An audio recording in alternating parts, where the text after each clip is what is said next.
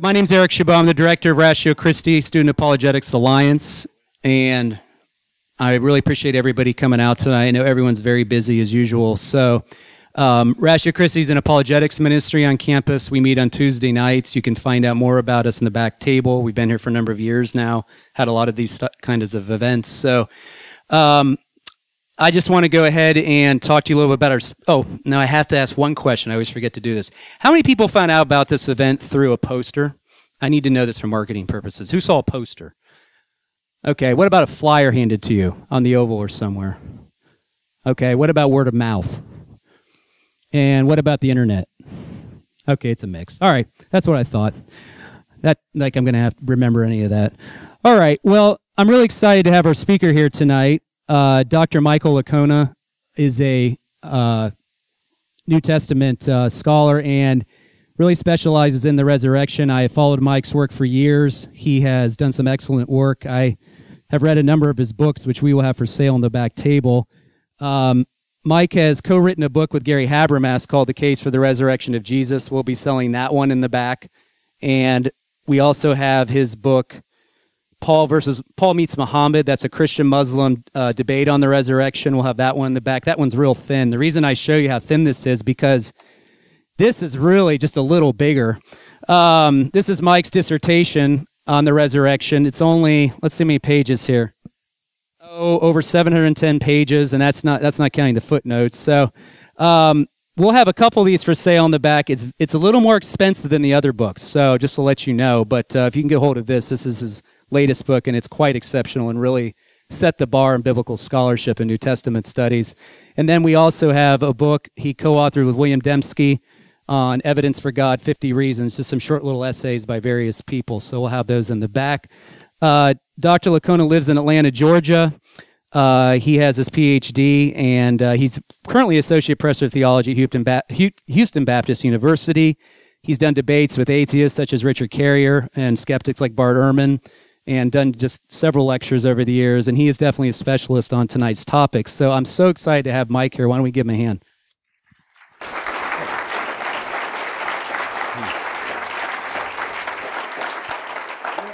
And of course, I forgot one thing. We will have Q&A afterwards, and I will bring the mic up here. It's right here. Put it right here. You can come up and ask us questions. Let's try to keep it to just one question. We don't need to hear like a sermon or your life story. Just go ahead and keep it to one question for the sake of anybody else, okay? Thank you. Well, good evening, everyone. I'm very happy to be here. I have always enjoyed coming to Ohio. I don't know why I like Ohio so much. It's not that there's nothing here to like. That's not what I mean by that. But I've always liked Ohio. I grew up in Baltimore, which is a great place to be from. And so I grew up when the Orioles are a pretty good baseball team now, but I mean, they went through a long dry spell. But I grew up in the 60s and 70s when the Birds were a really, really, really good team year after year after year.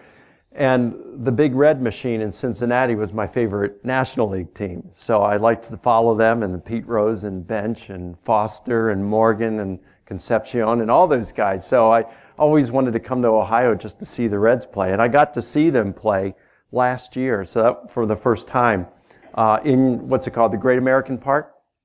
What a gorgeous stadium. So anyway, and the Cleveland Indians, we got an Indians fan? All right. My very first baseball game that I went to, a Major League ball game, the Orioles played the Indians. And we beat you guys 4-1. Yeah, you weren't that good back in 1971. But I was pulling for you guys this year, and you almost did it. Anyway, it's good to be here. And my friend bought me some of these Buckeyes, and I have to admit they're pretty good. You don't mind if I have one here? They were asking me at dinner tonight what I thought about Michigan. And I said, well, I don't think anything about them because I'm not into high school sports.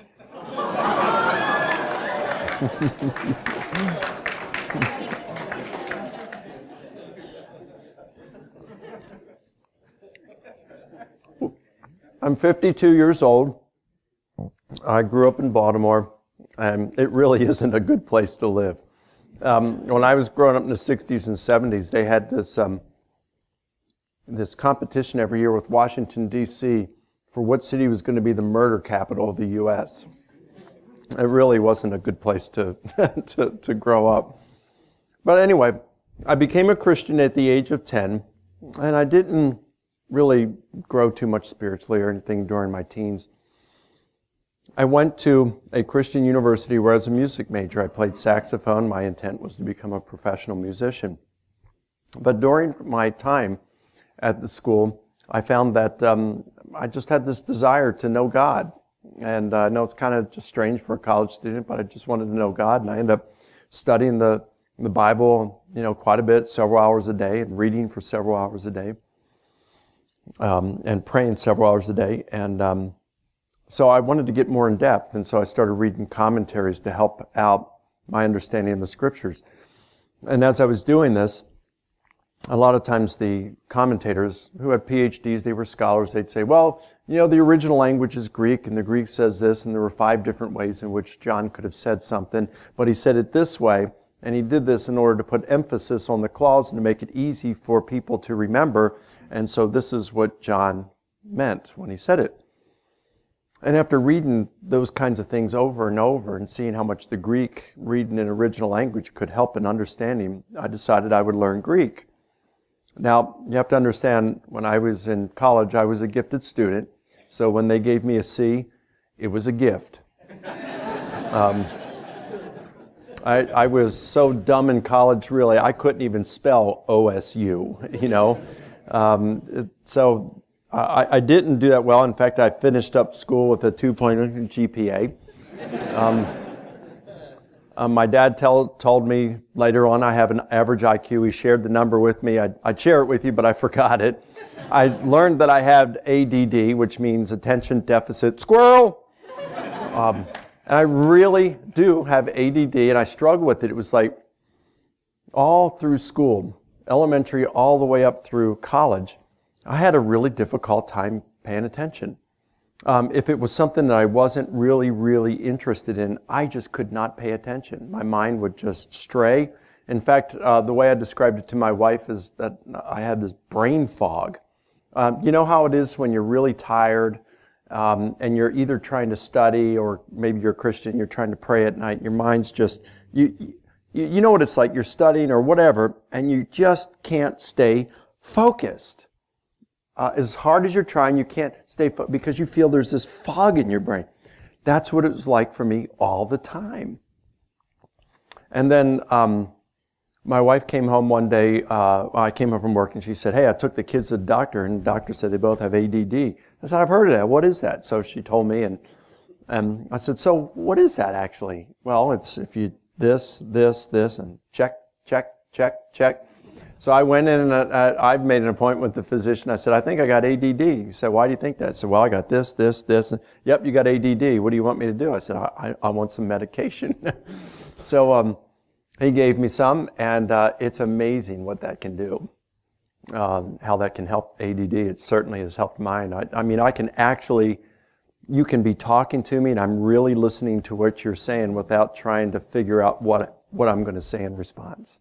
I'm actually listening to you. And so it's really, if you don't have ADD, you're thinking, that's no big deal. But if you have ADD and saying, what medication are you taking? I want some of that stuff, So you just go to your doctor. It's pretty cheap too. Anyway, so I get in this I finish up. I'm taking Greek with some electives that I had remaining in my undergraduate program, and I found myself really wanting to read the New Testament in Greek. So I decided to get into a master's degree that specialized in New Testament Greek. And so they let me in on probation because my grades weren't that good. But I aced all my Greek classes and did pretty well in that way. But toward the end of my graduate studies, I began to have doubts about my Christian faith. I got wondering, saying, I've been a Christian since I'm in the age of 10, and even at that point, my epistemological processes weren't really developed. How can you can make a decision, I suppose, but how do you know it's a rational decision or it's a correct decision? So I got thinking, I was born in the United States. I was born into a Christian family. That's probably why I'm a Christian. But what if I'd been born in Afghanistan into a Muslim family? Would I be a Muslim? Or what if I'd been born in India? Would I be a Hindu or China, an atheist? Could it be that the reason I really believe Christianity is true is because that's the way I was raised, rather than this is because it's true? You know, I think it's true, but then I thought maybe I'm deceiving myself. And, you know, I might only have one chance to get this right. What if Islam's correct? I'm in a world of hurt if I'm a Christian when I die. Now, if Hinduism is correct, I'm going to have many, many chances to get this thing right, you know. But, you know, I don't, you know, how do I know? There's so many great minds out there, and they all disagree, and they've been disagreeing for thousands of years. How can I even expect to be able to find truth? So this really bothered me. It still kind of bothers me, to be honest with you. But I decided I was going to really look and to see, is there any really good evidence to believe for my worldview, to support it? So I started doing it. I looked at some of the other major world religions. I looked at Hinduism, I looked at Buddhism, Islam, Judaism, and I looked at atheism, and some of the major arguments for atheism, such as the problem of pain, evil, and suffering. And, you know, after looking at this for several years, I came to the conclusion I thought Christianity was true. But then I started, after several years, thinking, well, maybe the reason I think it's true, of course, my research, or basic research, led me in that way, but I had to admit that I wanted Christianity to be true. So maybe I got exactly what I wanted. I found what I was looking for because that's what I was looking for. And maybe if I were trying to confirm Islam, I would have just found evidence to confirm Islam. Or if I were wanting for atheism to be true, then I would have just found evidence or arguments supporting atheism to be persuasive. So I ended up getting into a PhD program in New Testament. I decided I was going to study the resurrection. And the reason being is because while Jesus was on earth, he made really radical claims. He claimed to be God's unique son, chosen to usher in God's kingdom. He claimed that he could forgive us our sins, resulting in our salvation. He claimed that he was the only way. Now, when you go around making those kind of claims, your critics are going to give you some pushback. And Jesus' critics pushed back on him too. And they said, if you are who you say you are, show us a sign. And Jesus said, I'll give you one sign, my resurrection from the dead. Now, that's a pretty cool sign. If you look at the Quran, and you want to know if the Quran is God's word, it gives you a test. It says it like 3 or 4 times throughout the Quran. If you want to know if this is truly from God, then try to create a chapter, a surah, like one in the Quran, and you'll find that you can't do it. And you'll know it's of God then. Well, I think it's a pretty subjective test. The Quran, after your first chapter, it's an introductory chapter, or surah, let's say. That's what they're called, surah. Because it's not like chapters like you have in the Gospels or things like, it's more like the Psalms. They're not connected in any thematic way. So these surahs, the first is an introductory, and then after that they go from the longest all the way down to the shortest. That's how they're arranged in the Quran, 114 of these surahs. So just look at the last dozen of them. They're very short. Look at the last dozen and ask yourself, could I write one like this? I think if you just sat down with a pen and took about 10 minutes, I think you could come to the conclusion you could write a surah like one in the Quran. Well, maybe a Muslim say, well, now wait a minute. The Quran is the beauty of the Quran is it's in Arabic. And so you'd have to write it in Arabic. Well, I don't know Arabic. I've heard people speak Arabic. And I think it's kind of a subjective thing, whether you think Arabic's a beautiful language. I mean, someone might like the sound of French better than they like Arab. They wouldn't like German necessarily as a beautiful language. But they might like French or Spanish or something, one of the Latin languages. They might think that sounds better. So why must it be in Arabic then? Does it really boil down to what sounds better to a person's ears? I mean, that sounds like an arbitrary choice like between Chick-fil-A and Burger King, right? I mean, I'm glad the truth of my faith doesn't rest on subjective tests like that. The Book of Mormon says if you want to know if Mormonism is true, read the Book of Mormon and pray and ask God with a sincere heart to show you whether it's true. And He will. Well, I've read the Book of Mormon, or much of it, and I prayed. And I truly asked God, show me if it's true. I believe He showed me it wasn't. So, I mean, what do you do with things like that? It's kind of a subjective test. How do you know it? You know, you're praying with a sincere heart. How do you know whether God's telling you it's true? You want to hear a voice, or an angel appear to you, or how do you know? What I like about the Christian test is it's not subjective. Jesus says, kill me, and 3 days later I'll rise from the dead. Well, if He didn't rise, you know He's a false prophet. There's nothing subjective about that. Well, here's the thing. If we don't live in the first century where we could have seen Jesus, how can we apply that test to us? That test is basically worthless unless we can really answer the question whether Jesus rose from the dead.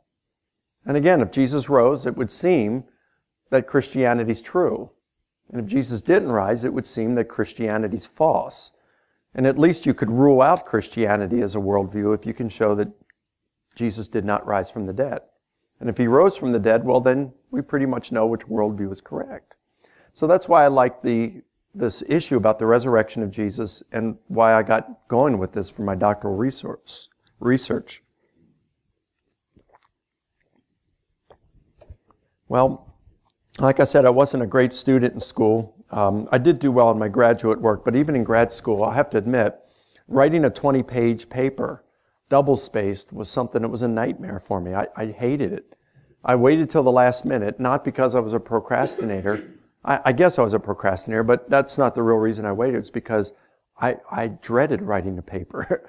I feared writing it. I didn't want to do it. I didn't know how to do it. So it just wasn't fun. So it might surprise you then to see that my doctoral dissertation is over 700 pages long, single-spaced, and over 2,000 footnotes. And the reason it was that way is because I got obsessed with my topic. I realized that Christianity, at least, stands or falls on whether Jesus rose from the dead.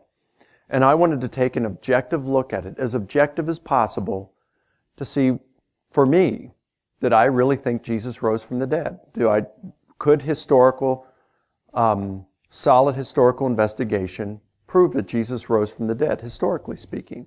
And I wanted to cross every T and dot every I as much as I could, and do as honest investigation as I could, because this was for me. I wanted to resolve my doubts, one way or the other. I wanted to leave Christianity or stay with it, but I wanted to have a really informed opinion on what happened. So that's what got me into this.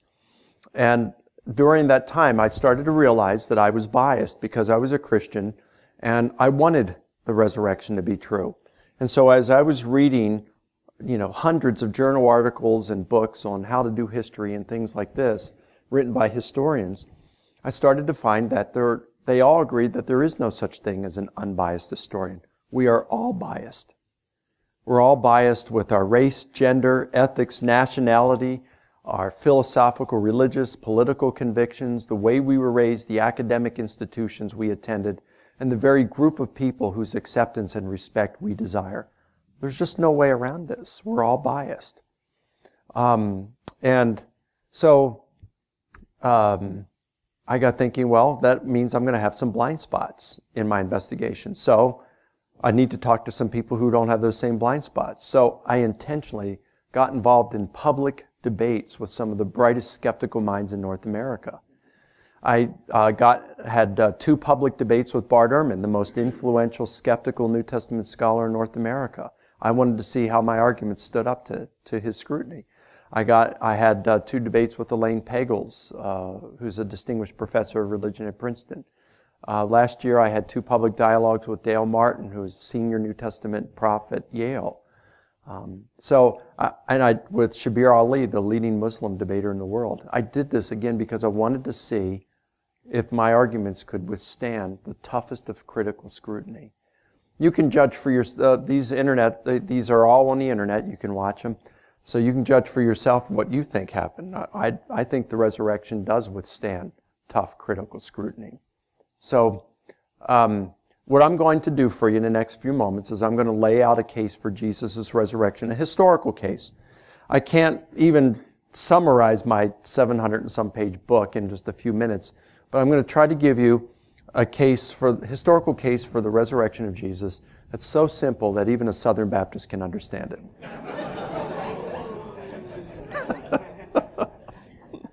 So, I'm going to construct a positive historical case for Jesus' resurrection using two major building blocks: facts and method.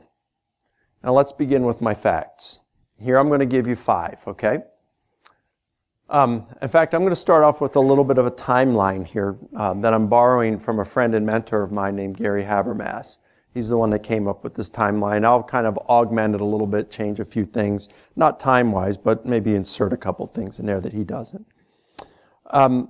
Professional historians are pretty unanimous that Jesus was a Jewish itinerant speaker, went around the land of present-day Palestine, and basically he was executed by the Romans either in April of the year 30 or April of 33. We really don't know which one. I kind of lean toward April of 33, but April of 30. 30 is a round number. It's about 50-50. Maybe a ever slight majority of scholars would opt for 30. So let's just go with that number, 30. It's a round number. Slight majority go with that, so let's just do that. Jesus is crucified and dies in April of 30. Now, shortly after that, there's a guy named Paul. He hates Christians. He hates the church. He feels it's God's will for him to destroy the church and be involved in that. So he goes out on this crusade against Christians. He arrests them. He imprisons them, beats them, consents to their execution for being Christians. And then he becomes one because he has an experience, he says, that he is convinced is the risen Jesus appearing to him. And that experience radically transforms his life from being a persecutor of the church to one of its most able defenders. Now, we're not too certain when this occurred, but most scholars agree it's 1 to 3 years after Jesus' crucifixion. So let's just call it 2 years. So if Jesus is crucified in 30, that means Paul has his experience in 32. And he converts to Christianity as a result. He believes he sees Jesus risen from the dead. Now, Paul wrote 13 letters, or I should say that there are 13 letters attributed to Paul in our New Testaments. Of these, scholars, the overwhelming majority of scholars are in agreement that Paul wrote 7 of them, and 6 of them they have debates over, whether Paul wrote them. Some, like 2 Thessalonians and Colossians, probably a majority of scholars say that Paul wrote these. But then you get to, say, 1 and 2 Timothy and Titus, maybe a majority of scholars would say he didn't write them, and maybe one of Paul's disciples wrote them, things like that. I'm not here to argue for who wrote these. I'm just kind of laying that out for you. So, of these, I'm only going to appeal to those 7, within those 7 that we are certain Paul wrote. I'm not going to look at any of the others. Now, in these, one of the earliest written is one that he wrote to the church at Galatia. We call it Galatians. And in Galatians chapter 1, again, this is an undisputed letter of Paul. Everybody agrees Paul wrote it. In chapter 1, Paul says that 3 years after his conversion experience, 35, Paul goes up to Jerusalem and he meets with the Jerusalem apostles at that point. Peter, the lead apostle, and he said, I also saw James, the brother of Jesus, at that time. And he says he spent 15 days with Peter and met with him for 15 days. What's interesting is the Greek word that Paul uses here for meet is hysteresai. What English word do you think we get from that? History. You see, Paul wasn't there with Jesus during his ministry, so he wants to get the whole 9 yards of what happened from someone who had been. And who better than Peter, the lead apostle? All right? So he gets this information from Peter. This is in around the year 35.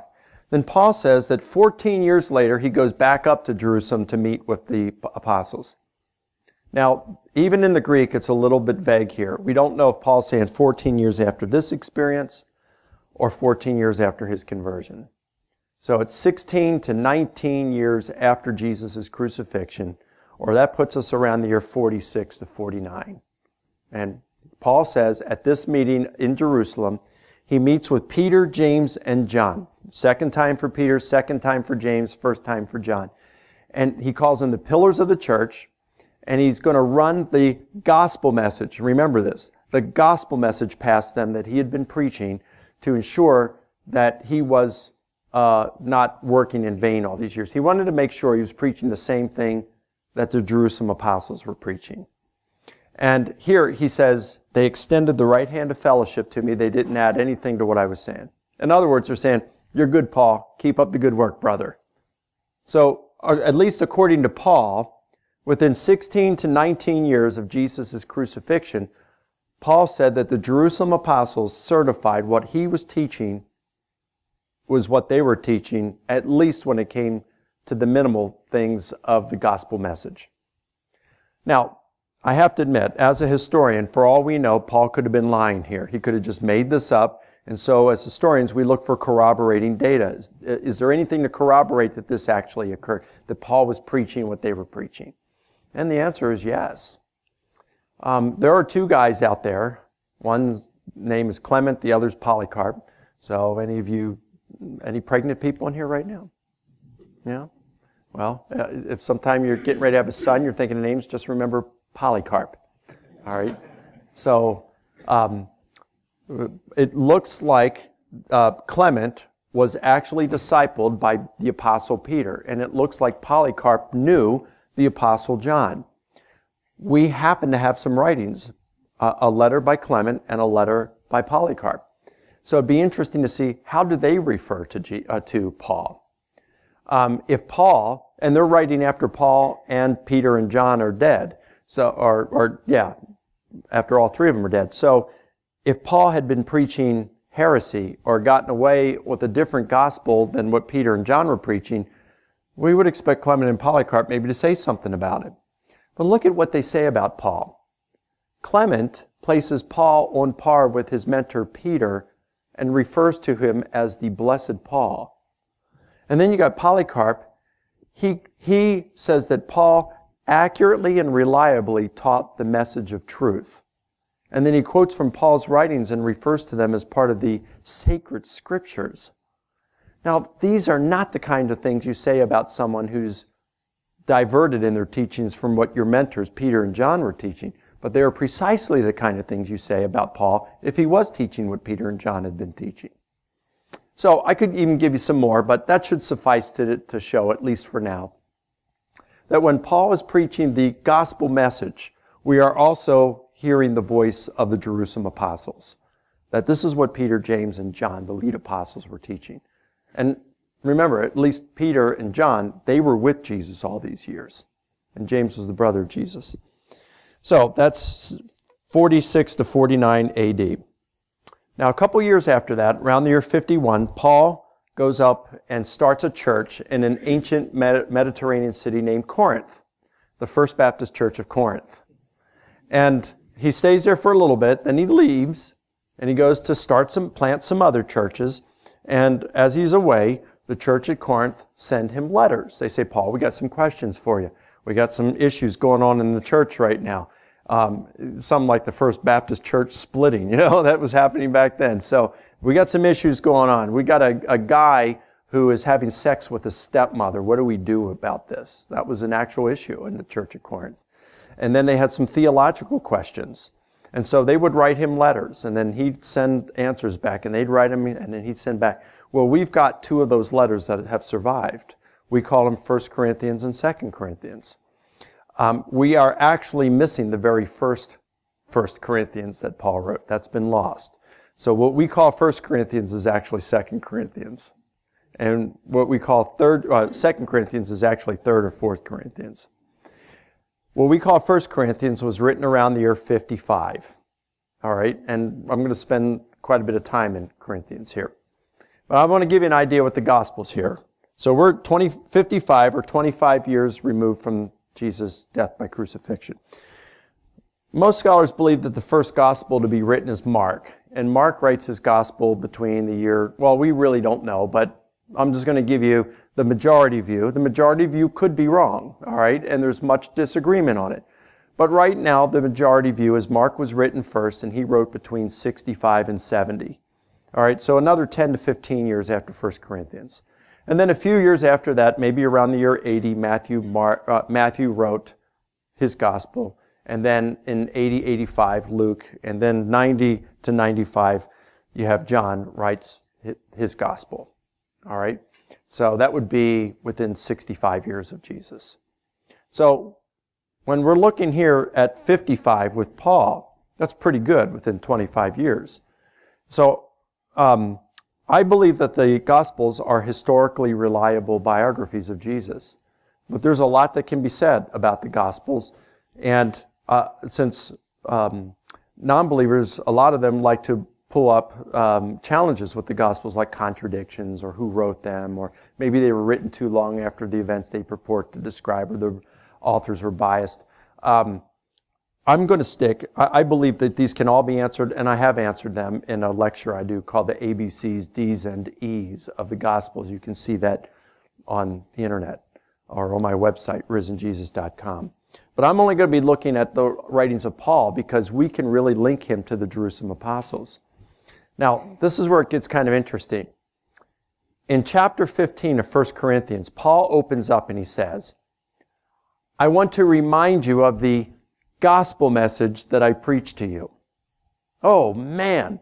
So we know that Paul, back here, between 46 and 49, had that gospel message certified by the Jerusalem apostles that this is what they were teaching.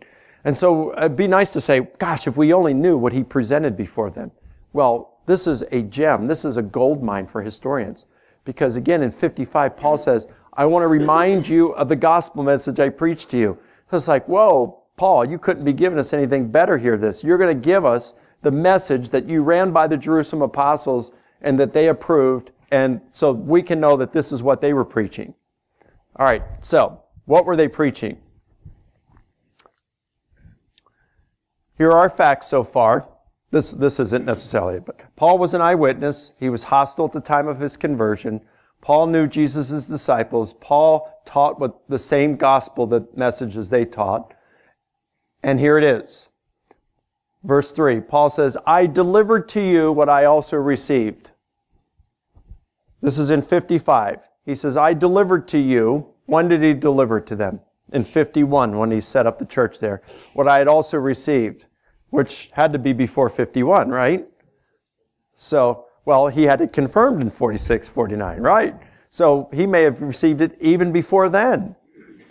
Anyway, what he is about to give us came from the apostles. This is certifiably what we're about to read, the official and formal proclamation of the disciples on the death and resurrection of Jesus. This is the stuff historians drool over. So even, let's just for argument's sake say, the Gospels have all sorts of errors and contradictions, that they weren't written by eyewitnesses, that they contain all sorts of myth and legend in them, and all this kind of stuff, that they're historically useless as sources on Jesus. Again, I don't believe any of that. I believe the opposite of that. But let's just say for argument's sake that's the case. It wouldn't matter with what we're looking at here, because this comes directly from the Jerusalem apostles. This is what the people who knew Jesus were saying. And this is a very early report. We are so kind of, we miss the boat when it comes to Paul. A lot of times I'll have some people say, well, why don't we have any non-Christians talk about the resurrection? Can't we have a non-Christian source that mentions the resurrection of Jesus? That's what I'd really be impressed by. Would we really? I mean, think about this. If some guy really saw the risen Jesus and said, yep, Jesus rose from the dead, I believe it, I saw him with my own eyes, I am not a Christian.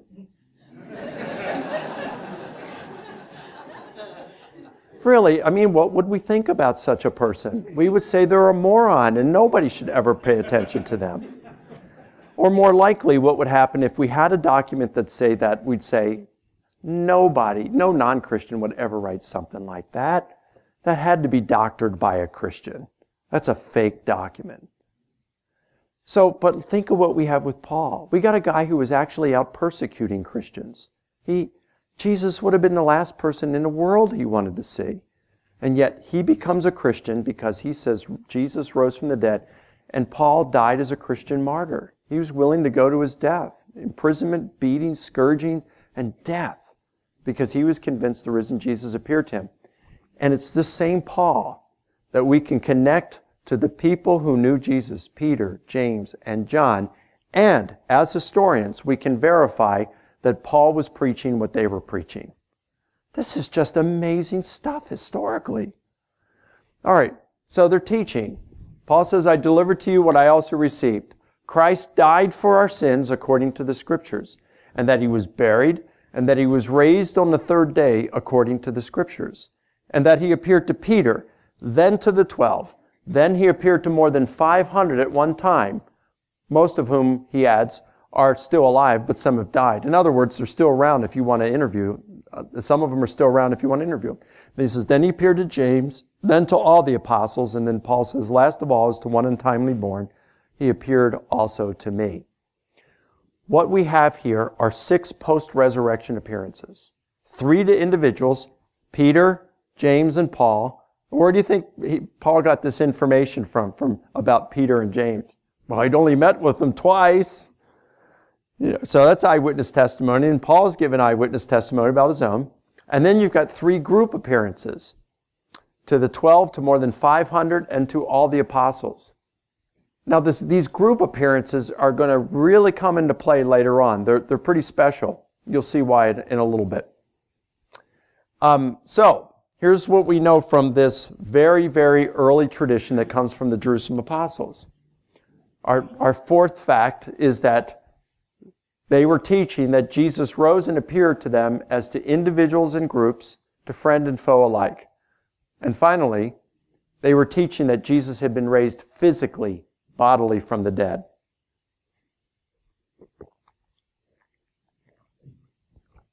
I say, Mike, how do you get that? We don't have an empty tomb in Paul, so how do we know he was raised physically? At least how do we know that's what they were teaching? Let's look at this. There are at least 5 passages in Paul's undisputed letters where Paul basically says that Christians will be raised on the last day as Jesus was raised. So, if we can know how Paul believed that believers will be raised, and what kind of nature, sense they'll be raised, we can know how they were teaching Jesus was raised. Let's just look at one of these texts. 1 Corinthians 15:20. Paul says, Christ has been raised from the dead, the first fruits of those who are asleep. Now, first fruits is an agricultural term that just means the first of the crops to be picked. How many of you have had a garden in your yard?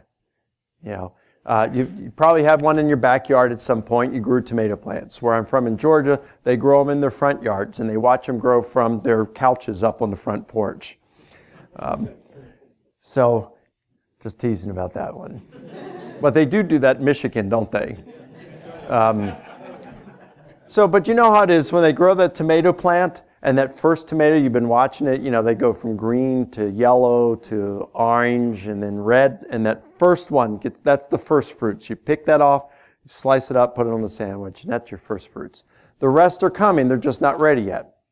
Now, to be asleep is a euphemism in antiquity for being dead. It's kind of like today we say they passed away rather than saying they croaked. So what Paul is saying here is Christ has been raised from the dead. He's the first of the dead to be raised. You say, well, wait a minute. I know you're not using the Gospels, but you still believe they're true, and the Gospels talk about Jesus raising people from the dead. So how can Paul say that Christ is the first to be raised? Well, because if you read the rest of chapter 15, he's talking about being raised in a resurrection body. People like Lazarus, Jairus' daughter, the widow's son, they were raised in the same kind of body to die again. Jesus would be raised in a resurrection body, never to die again. That's what Paul's talking about, being raised with a resurrection body. So, all right, so Christ is to be raised. He's raised from the dead. He's the first fruits. Well, when are the rest of the dead going to be raised? Well, Paul answers that 3 verses later. He says, each in his own order, Christ the first fruits, after that, those who are Christ's or Christians at his coming. Now, this past July, my mom died. She was a believer. We were really close. I'm looking forward to seeing her again someday. I have confidence that's going to happen. as you'll see, because of the resurrection. How many of you have had loved ones die? Quite a few of you. Well, when are our loved ones going to be raised? Well, according to Paul, when Christ returns. Well, then the question is, what happens to them in the meantime? What's up with my mom now? Where's she now? What about the apostles? Where are they right now? Well, Paul answers that elsewhere. In 2 Corinthians 5:8, again, all of these are undisputed Paul's letters. Paul says, to be absent from the body is to be present with the Lord. And in Philippians chapter 1, he talks about how we can die and be with Christ or remain in the body. So what Paul seems to be saying here is when we die, our body is buried, but our spirits leave our body, go to be with Christ in heaven, all right, as a disembodied spirit. Now, watch this. 1 Thessalonians chapter 4, starting in verse 13. Paul says, we don't want you to be uninformed about those who are dead, so that you will not grieve as do the rest who have no hope. For if we believe that Jesus died and rose again, even so, God will bring with him those who have died as Christians. For this we say to you by the word of the Lord, that we who are alive and remain unto the coming of the Lord will not precede those who have died. For the Lord himself will descend from heaven with a shout, with the voice of the archangel, and with the trumpet of God, and the dead in Christ will rise first. Now think about this. Just a few verses earlier, he says, God will bring with him those who have died as Christians. He's going to bring with him, but yet here he says, the dead in Christ will rise first. Well, it doesn't take a rocket scientist to figure this out. Even someone with ADD like myself can figure this out. A person dies, their spirit leaves their body, they go to be with Christ in heaven. When Christ returns, he brings our spirits back with us, puts those spirits back in the corpses, raises the corpses up, and transforms them into an immortal, glorious resurrection body. It's a bodily, physical resurrection. And if Christ is the first fruits of the dead, and if the dead are going to be raised physically, then of course that means Jesus was raised physically. That's what the apostles were preaching. Jesus was raised physically. That's why Paul says in Romans 8:11, the Spirit who raised Jesus from the dead will also give life to your mortal bodies. It's a physical bodily resurrection. This is what they're proclaiming. All right, so those are our 5 facts. So that deals with our facts. You see, we got some good evidence for these. I haven't said all of the Gospels are reliable. I believe that they are, but I haven't even appealed to them. I've only appealed to content that we can trace back to the Jerusalem apostles to know what they claimed and believed. That's all I'm saying at this point. I haven't said Jesus has been raised. I'm just saying that at least we know the Jerusalem apostles and Paul were proclaiming that Jesus had been raised and had appeared to them physically, bodily raised from the dead in individual and in group settings. That's all I'm saying at this point. They believed, they had experiences that they were convinced this is what happened. Now this leads us to my second major building block then, and that's method. I want to tell you a true story. I think it was 2009 in February of it was May 2009. My family, we just finished eating dinner, cleaned up the dishes. My wife and I sat down and we just started reading. One of our favorite things to do. We each have our books and we just read after dinner. And we heard a fire engine with siren blaring turn into the neighborhood and roar down the street. And then a moment later, there was a group of emergency vehicles that turned into our neighborhood and raced down the street in the same direction. And then a moment later, a group of police cars turned into the neighborhood and flew down the street in the same direction. Now we live in at least at that point, we lived in a small neighborhood. And so to see those police cars, especially going as quickly as they were, told us something major was going on. My wife turned to me and said, I hope Greg hasn't killed himself. Now, Greg was a neighbor who had recently lost his job and lost his family, and he had shut himself up in his house. He wouldn't come out. Well, he'd come out and do stuff, grocery shopping and things at night. But no one would ever see him, and he wouldn't respond to calls. He wouldn't respond. I'd drop some notes in his mailbox. Hey, Greg, hey, praying for you. I hope everything's okay. Let's get together for breakfast or lunch sometime. Never heard back from him. And we're thinking he's depressed. Maybe he's killed himself. So my wife and I leave our house. We start to walk down the street toward Greg's house, and just then an ambulance came and went past us, but it also passed Greg's street. And so we breathed a sigh of relief, and we continued to walk all the way down to the very end of the neighborhood, and there the fire engine, the police cars, the other emergency vehicles, and the ambulance were parked there by this guy's house, a house of a couple. We didn't know them. We'd seen them a couple times out on the front yard with their 3 kids, young kids, playing at night when we'd go walk our dog, say hi to them, but we really didn't know who they were. So, but they're all parked there, and then all of us, we're thinking, what's going on? We're asking other neighbors, do you know what happened? Nope, don't know. All of a sudden, the door to their house opens up, and a police officer comes out, escorting the guy and putting him in the police car. And the first thing that comes to our mind is domestic dispute.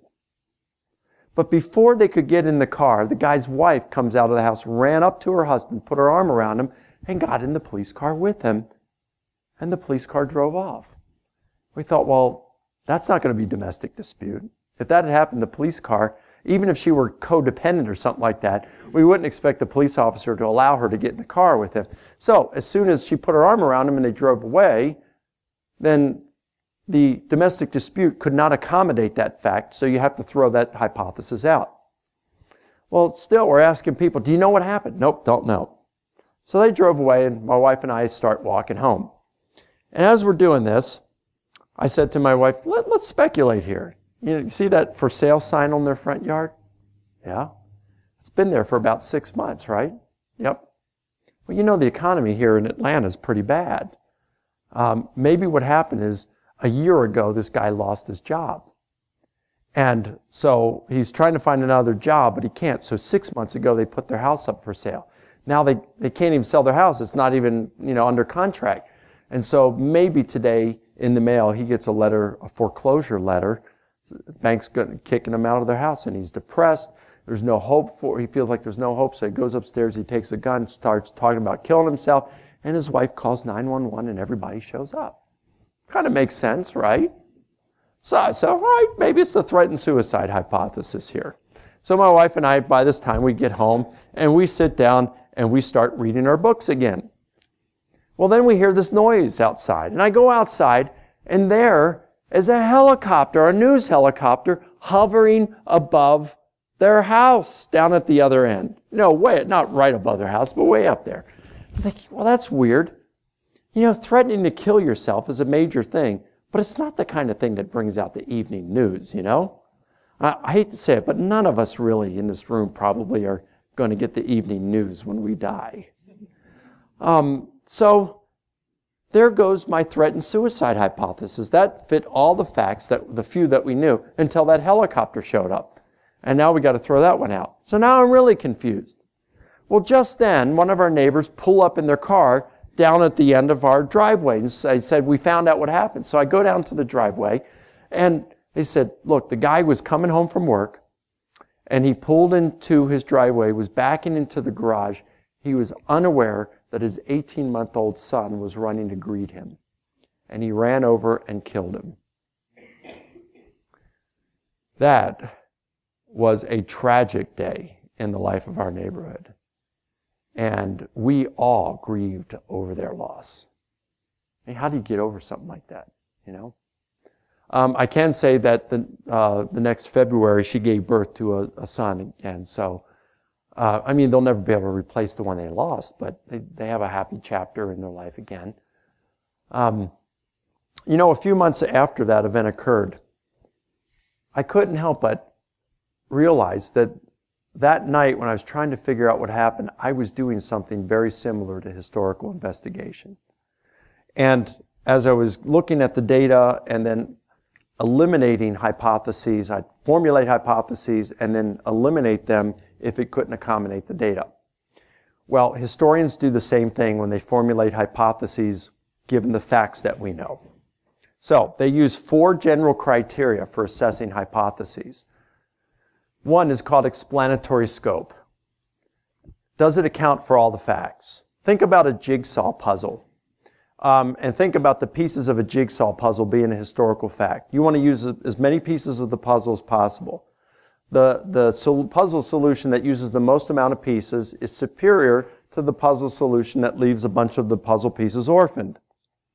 Same thing with a historical investigation. The hypothesis that can account for the greatest number of our known facts is to be preferred over a hypothesis that can't account for as many. The second criterion is called explanatory power. Can it account for the facts without forcing them to fit or without excessive ambiguity? Or put it another way, given the truth of that hypothesis, would we expect the kind of things that we actually get? Now, explanatory scope in the case of that tragedy in my neighborhood, you could see how I was struggling with that. The guy coming out and being escorted by the cop into his car, that worked with domestic dispute. But then when his wife put her arm around it, it couldn't account for that. And so it lacked that, the domestic dispute at that point lacked explanatory scope, and I had to dump it. Or when I said the threat and suicide hypothesis, that was fine until the helicopter showed up. Now that I've got that bit of data, now I've got to jettison and discard the threat and suicide hypothesis because it can't account for the helicopter. Explanatory power, do we expect these kinds of things? Or am I forcing the things to fit? Well, I suppose I could force them to fit. With the domestic dispute, I could say, well, yeah, she put her arm around the guy, her husband, because she felt sorry for him now that he was being arrested. And even though he beat his wife, the cop was thinking about donuts. And he allowed the wife to get in the car. That's lacking explanatory power, right? It's forcing it to fit. All right. The third one is less ad hoc. You've heard of ad hoc committees. So that means that committee was formed in order to address a specific situation. You wouldn't have that committee existing otherwise if that situation wasn't there. An ad hoc hypothesis is one that is speculation, it is improvisation, it was formed to address some specific situation, but you wouldn't expect that it would be true otherwise. So for example, I liked the threat and suicide hypothesis, so how do I account for the helicopter? Well, what had happened was they weren't foreclosing on their home, but the guy had just found out that his wife was having an affair. And so he's really hurt by this and talks about killing himself. And so she's upset and she calls the police and the police show up, okay? And so now they're going to take him to a hospital to get some counseling. Well, when the cops showed up and were talking to the guy, she calls the guy she's having an affair with. And it happens to be the president of the television station. And he says, well, honey, I want to make sure you're okay. I'm flying a helicopter to check on you right now. So see, we can do all this kind of stuff and make an improvisation, but the more you speculate, the more chances you have of your hypothesis being false. So every hypothesis is going to have some degree of being ad hoc. It's the one that is least ad hoc that is to be preferred. And finally, plausibility. Is it compatible with our background knowledge? Now this is interesting because what about this threat and suicide hypothesis? It seems plausible. We have, for years now, we've been in a horrible economy, right? For about a decade or longer, we've been in a really poor economy. I checked with a real estate appraiser on our block, and that year in Atlanta, there were approximately 3,500 foreclosures in Atlanta every month. And so where people are losing their job, people are foreclosing on their jobs, that was a plausible explanation, the threat and suicide hypothesis. And people are killing themselves all the time or threatening to, right? Very plausible given its compatibility with their background knowledge. But it was wrong. It's not what happened. So something can be plausible, but still be wrong. What we are looking for as historians, or detectives, trying to figure out what happens to your neighbors on the block, you're looking to fulfill the most criteria. Which hypothesis best fulfills all the criteria? That's what probably occurred. And in history, we're looking at probability. Unfortunately, historians are like geologists, archaeologists, and evolutionary biologists. We can't get into a time machine, go to the past, and verify our conclusions. So this is why we use strictly controlled historical method. Is it perfect? No. Is scientific method perfect? No. But historical method we found over time is generally reliable, and on a regular basis it's far more reliable than other methods like tarot cards and magic 8 balls. It's pretty good. Not perfect, but it's a good method. And this is how we do it. So let me do this. I'm going to compare 2 hypotheses and then we'll open up for some Q&A. The first hypothesis is that, Jesus rose from the dead. All right, Jesus rose bodily from the dead. Now, does that explain our 5 facts? Well, of course it does. So it has great explanatory scope. Does it explain those 5 facts without forcing them to fit? You bet. You don't have to force any of them. And if Jesus rose from the dead, we get exactly what we would expect. We get Jesus appearing to his disciples. We got Jesus appearing to at least one skeptic. We have the Christian movement. Whenever you had a messianic movement and the Messiah died, the system just died away. And they either found another Messiah or they went home. With the Christian sect, they continued. We're still around today, 2,000 years later. All right? So we get what we expect if Jesus rose. So explanatory power couldn't be better. What about ad hoc? How's the resurrection hypothesis ad hoc? Well, I guess at most you could say that it's ad hoc because you're assuming that God exists to raise Jesus. But honestly, I don't think that's you might assume it, but it's not a non-evidenced assumption. There's some pretty good evidence for God's existence. Now, I can approach it another way too. Now, the earliest Christians believed that God had raised Jesus from the dead. I'll admit, as a historian, I can't prove God raised Jesus. I think we can prove Jesus was raised. I can't prove God did it. So I could do like historians do on many occasions. I could acknowledge the occurrence of the event and leave a question mark pertaining to the cause. And in that sense, the resurrection hypothesis is not ad hoc at all. What about plausibility? I think our background knowledge suggests that people don't come back from the dead, right? By natural causes. But I don't know anyone who says Jesus was raised by natural causes. Nobody ever really claimed that. The claim is that God raised Jesus from the dead. If God exists and wanted to raise Jesus, well, then it seems the resurrection would be the most plausible explanation. The problem is that we don't know, as historians at least ahead of time, even if we could show that God exists, we wouldn't know whether he would want to raise Jesus from the dead. So, I don't know that we can say the resurrection is plausible. We wouldn't say there's nothing implausible about it.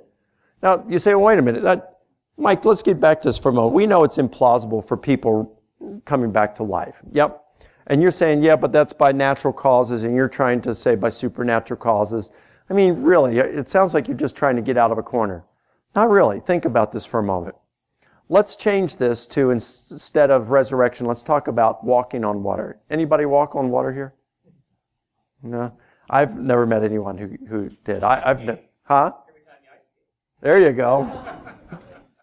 Let's suppose that we're trying to figure out, and there's approximately 7 billion people in the world today, and let's say all the governments get together and say, hey, we're going to try to figure out whether people can walk on water. So the governments all agree, and they decide, hey, we're going to do this. We're going to try it with every citizen to walk them across a lukewarm swimming pool to see if they can walk on water.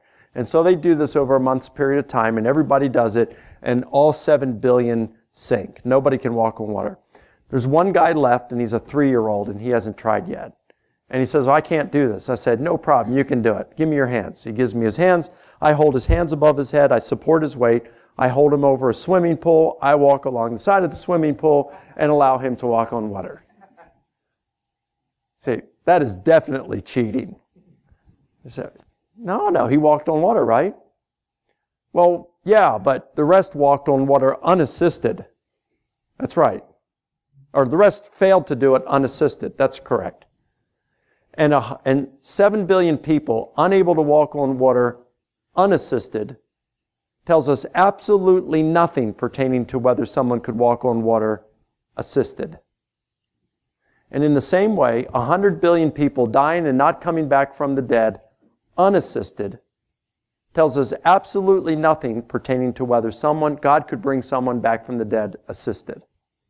There's nothing implausible about the resurrection.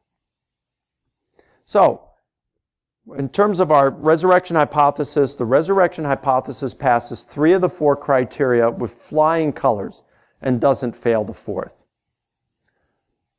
The other hypothesis I want to look at is the most popular one there today, and that is the hallucination hypothesis. There's variations of it. Let me just give you a basic one.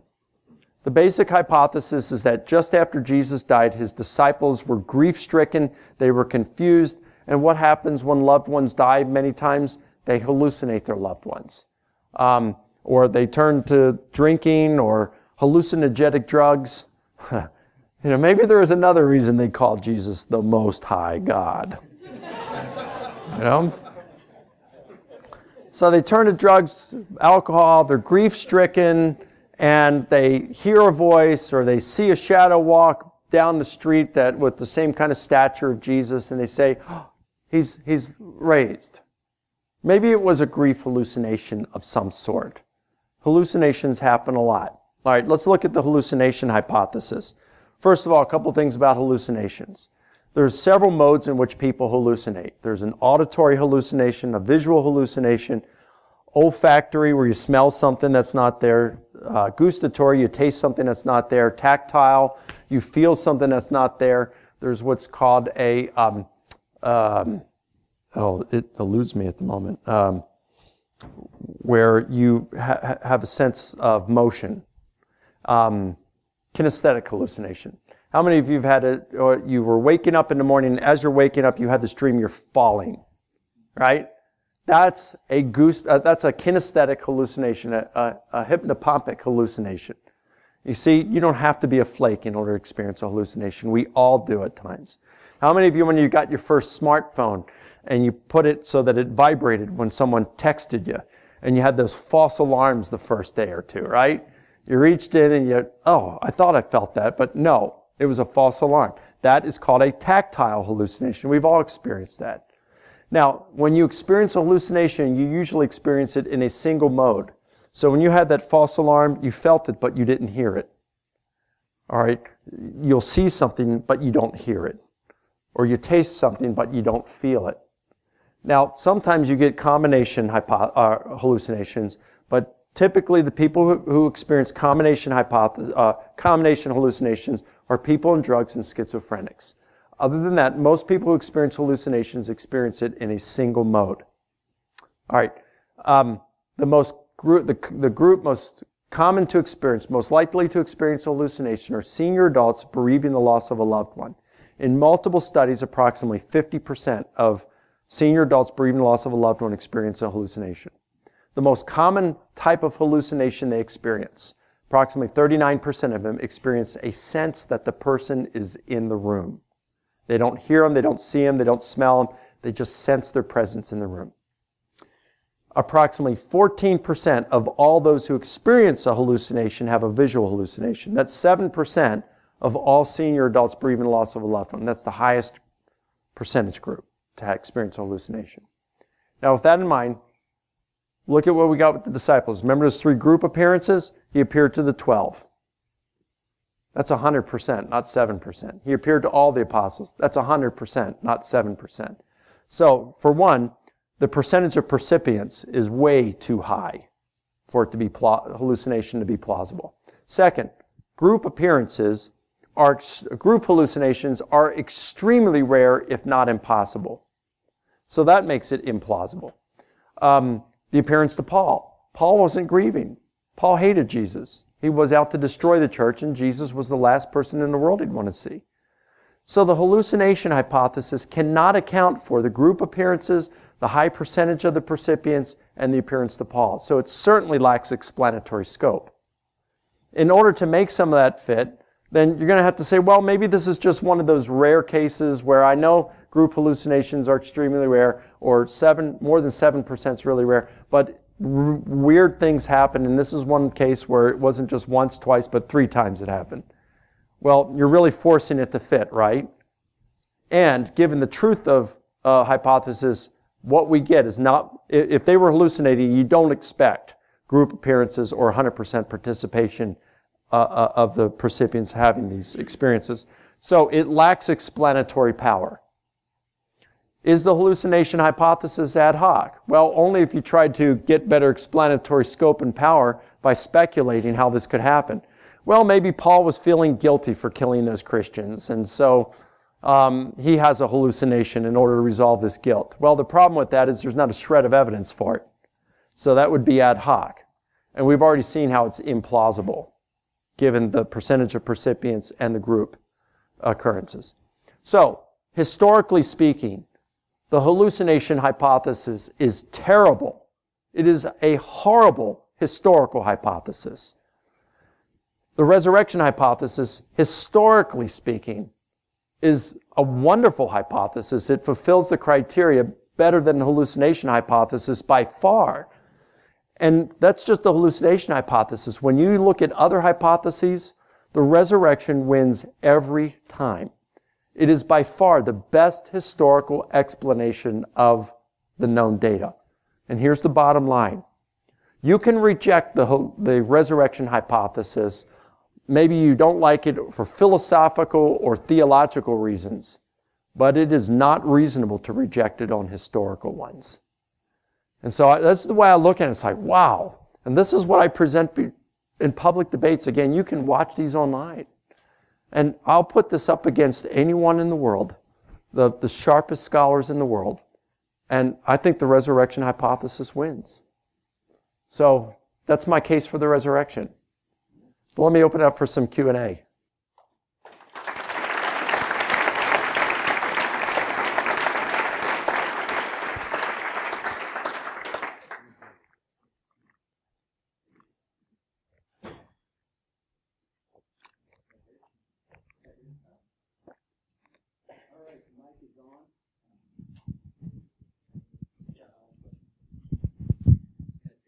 Pick that up there.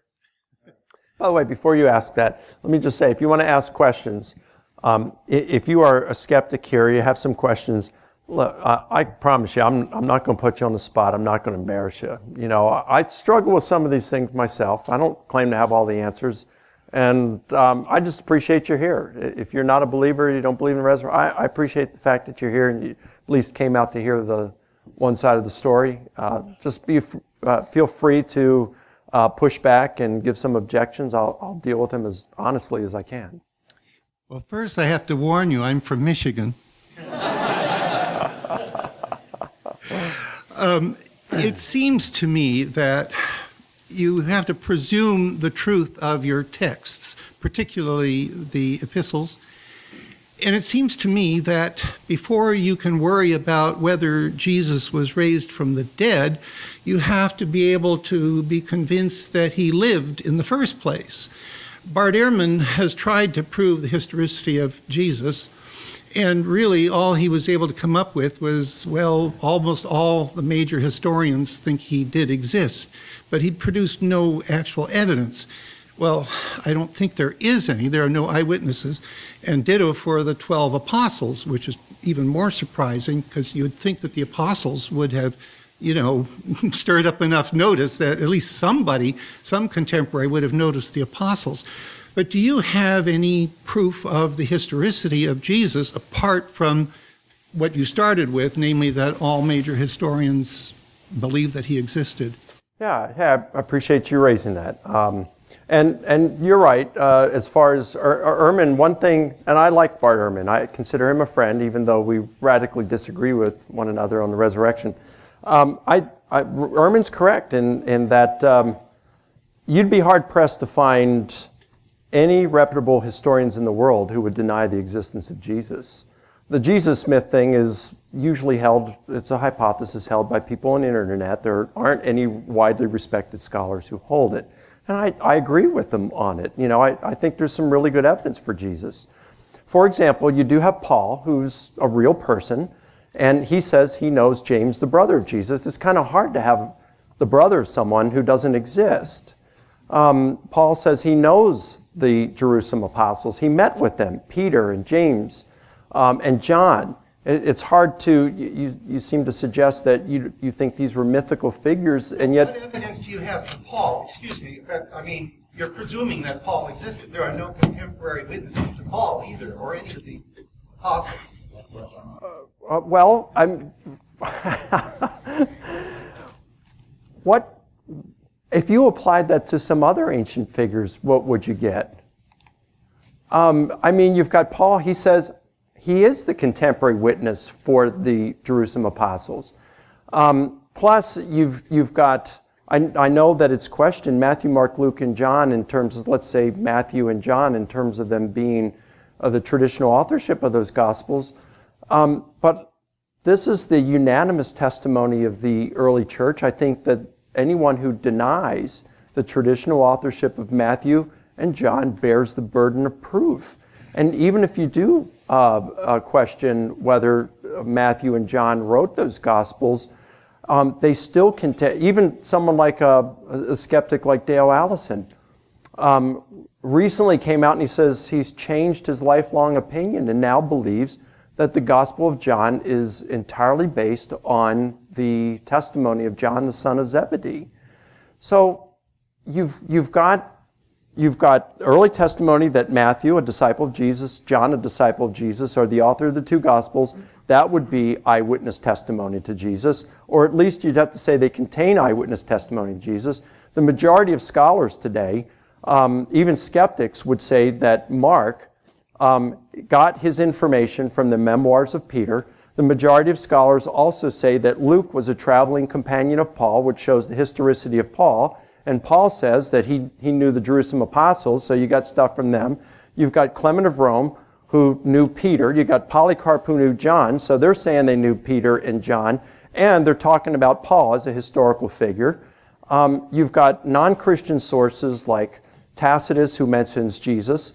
And you'd be hard-pressed to find some real scholars who say that Tacitus borrowed that from the Christians, or that a Christian added that. You've got two texts in Josephus. One is undisputed in Antiquities of the Jews, Book 20, Section 200, where he mentions James, the brother of Jesus, who is called the Christ.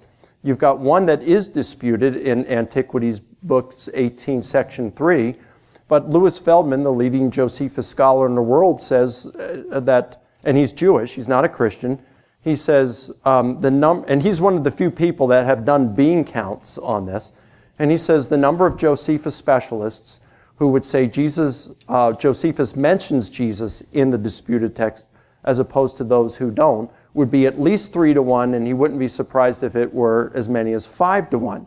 So we do have a number of non-Christian sources of that period who mention Jesus. We've got Gospels, we've got Paul, who knew these guys. I mean, what else do you want? Some manuscripts dating from the 2nd century. Well, we might have that. With the Gospel of John, we got a fragment from it. But all these other things that you're talking about. Well, if you want that, then why don't you apply the same rules to the Greco-Roman writers? I mean, Tacitus, Annals of Rome, forget it. The earliest you're going to get is 11th century. Some of the writings of Plutarch, who wrote the end of the 1st, beginning of the 2nd century, 12th century. So apply the same standards and burden of proof you're asking for Jesus to the Greco-Roman writers, and you're basically left with nothing. I think the uber-skepticism that you're talking about, if you apply this to other things, you can become an uber-skeptic to the point of self-cannibalism. Because you could say, well, how do I know that I exist? Rather than being this reality is just as a result of I'm a brain in a vat somewhere, or having these, being stimulated by electricity to have these external perceptions. How can you prove that's not the case? You can't. And so as a result, you get this uber-skepticism, and you got to rule out your very own existence. As historians, we look for probabilities. And I know that everything has to do with a matter of persuasiveness and what we're personally persuaded by. If you don't want to be persuaded by the evidence, this is a free country. You're welcome to believe whatever you want, and I respect that. But when it comes to something like the eternal destiny of my soul, I'm going to try to base it on some things that I think are reasonable expectations. So maybe this is something you and I just have to disagree on. And we'll have to, either I'm a fool for believing it, or you're a fool for not believing it. I don't know. We'll have to see someday. I appreciate your bringing it up, though. Hi. Hi. I'm really glad that you ended your last answer the way that you did. Being a fool for believing or not believing something that, at least tonight, you've presented as being a historical hypothesis. So this question might actually fall a little bit outside what I think you probably designate as your expertise as a historian, but I feel like it's still extremely relevant. So this is a historical hypothesis, but in the context of the New Testament, it's taught as something that's a part of God's plan for the salvation of humans. God raising Jesus from the dead, Jesus raised from the dead, it's all part of a testimony, a message of God's grace. So it's weird because I feel like, what is salvation? Well, salvation has something to do with the spiritual status of a human. It has to do with their spiritual development towards the good or towards God. I guess my question is, what exactly do you see as the connection between an empirical hypothesis, like someone's body rising from the dead, and someone's spiritual status? Why can't someone believe in something like a historical fact of someone's body raising from the dead to the same kind of evidence-proportioned degree that they would believe in one of the other kind of mundane historical facts you were talking about, like other historical facts expressed by Tacitus and just whoever in the ancient world? It's like, I believe those things kind of to a degree. And I don't think, I'm not freaked out about it because my salvation isn't staked on it. And I just kind of, why would I amp up my belief higher than it should be, or be really skeptical about it? It's like, I just believe it to whatever degree the evidence is. And so, but it seems like the resurrection of Jesus is different. And I guess I wonder what exactly is the spiritual connection between someone's salvation and their intellectual judgment of something that happened in the first century? Because it seems like once you lose that connection, then all of a sudden it isn't really incumbent on me to think about this evidence more than I would any other historical hypothesis. So I don't know. I guess I'm just confused because it feels like ultimately this is supposed to fit into a salvation story. But I feel like empirical facts can't have something to do with someone's salvation story. I'm trying to follow exactly what you're saying. At first I'm thinking, are you saying that because salvation and eternal destiny is involved, that maybe we have a greater burden of proof before accepting it? No. That's not where you're going. No. It's almost not even an objection. It's really just a question of if this is embedded into the message of salvation, what does God see as the relevance of people's intellectual affirmation of Jesus' bodily resurrection from the dead and their admission into his grace and fellowship? Because isn't his grace and fellowship apportioned to those that spiritually develop in such a way that they shun all sorts of evil and accept all sorts of good? It's not merit-based, but so let me see if I understand where you're going with it. Okay. You're saying, why, for a person's salvation, is it important to believe in something like the resurrection? Yeah, specifically because it seems to be of a different kind of thing than the thing that God wants of humans, which is their spiritual development. Yeah. So none of my other intellectual beliefs, they don't really have to do with my spiritual development. Let me see if I can say something meaningful with that. I don't think that God is just looking for belief. I mean, in the letter of James it says even the demons believe and are fearful. God's not looking for people to believe in him. He's looking for disciples. And how do you be disciples of Jesus? It's like, all right, well, you got to know what he taught. You got to know who he was. I mean, who am I believing in? So there seems to be, like what Paul talks about in some of his early tradition, certain things that you must believe, like the atoning death of Jesus, his resurrection from the dead, that he's divine, and then he wants you to follow him. So that you believe in who he is, but then he wants you to follow him. And sometimes that's difficult to do, but he's looking for disciples. So, there's just some minimal things, I suppose. So, I don't know. As a historian, I don't deal a whole lot with the theological stuff. It probably should interest me more than it does, but at this point, I'm just so interested in the history stuff. I don't pay much attention to the theology. But if Jesus rose, I want to know what's necessary, and that's why I go to the New Testament and say, well, what can I prove about Jesus and what he taught and who he was? So personally, do you think that someone can look at the Bible and be amazed by the story told there and feel like a personal relationship with God, but look at the resurrection and kind of just think like, man, I wish I could be more certain, but really I'm just going to judge it like another historical event, and I really don't know? Or do you feel like people really need to amp up like their belief for it because it has to do with the whole worldview that comes with the Bible? I'm not 100% certain that the resurrection occurred. I'm probably 85%. I'm not 100% certain that Caesar crossed the Rubicon either. I wasn't there. So historians look for probability. I think most of us make decisions. We made decisions to come here tonight because we thought we'd probably get there safely. We came, those of you who are students here, you came here, you made a decision to come to OSU because you thought it was probably the best choice for you. When I married my wife, I thought this is probably the best person for me. So we all make decisions based on probabilities. I don't think we need to be 100% certain in order to make a decision, a historical decision. So, yeah, I have faith that the resurrection occurred, but I think it's a reasoned faith. I think it's a reasonable faith. I think it's one based on good evidence. So does that mean I'm 100% certain? No. Am I 100% certain Christianity is true? No. But I'm certain enough that I'm willing to stake my soul on it and my life on it. That's what's important to me. Paul said, if you confess with your mouth Jesus is Lord and believe that God raised him from the dead, you'll be saved. So I do think that for salvation, belief in Jesus' resurrection is a requirement. But hopefully it's not 100% certain, or else I'm lost. I don't think he's talking, faith is not 100%. Faith is, you think it's that way and you're willing to act upon it, So, I hope that helps. Okay, thanks. Mm-hmm.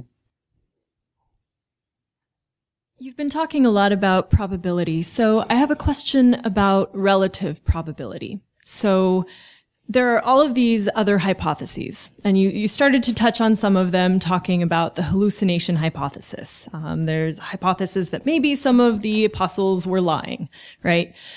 There are all sorts of different hypotheses and many different combinations. So what's to say that one other hypothesis or a combination of factors is not more probable relative to the probability of magic? Yeah. You talked about, assistance. What indicates that that's more probable than some other explanation or combination of factors? Yeah. Well, I'm open to combination hypotheses. The problem is that they are notorious for being very ad hoc. And they usually still, when you combine them together, they don't fulfill the criteria for the best explanation.